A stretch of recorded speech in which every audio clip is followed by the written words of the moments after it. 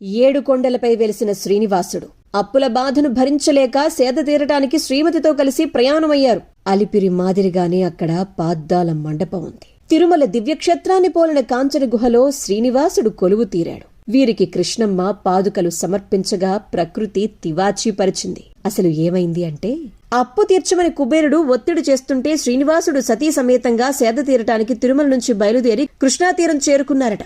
అక్కడ ఆకాశగంగను తలపించే జలపాతంలో జలక్రీడలాడి అక్కడ నుండి ఉత్తర దిశగా ప్రయాణం చేస్తూ ఉండగా కృష్ణమ్మ వీరికి పాదరక్షలు బహూకరించారట.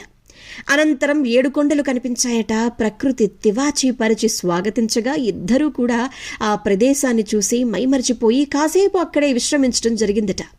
ఇక వారి తిరుగు ప్రయాణంలో స్వామివారు అమ్మవారు వారి యొక్క ప్రతిరూపాల్ని అక్కడే వదలటం, ఆ ప్రదేశమే కురుమూర్తి శ్రీ వెంకటేశ్వర స్వామివారి దివ్యక్షేత్రంగా ప్రసిద్ధికెక్కడం జరిగింది. స్వామివారికి సమర్పించుకునే నైవేద్యం దాసంగంగా మహాప్రసిద్ధి చెందింది. కృష్ణమ్మ సమర్పించుకున్న పాదుకలకి ఉద్దాల పేరుతో కాకతీయుల కాలం నుంచి జరిపేటువంటి సంబరాలు అంబరాన్ని అంటుతాయి. ఇక వజ్ర వైడూర్యాలతో అలంకరించి స్వామివారికి ప్రతి ఏటా జరుపుకునేటువంటి కళ్యాణ బ్రహ్మోత్సవాలు అద్భుతం.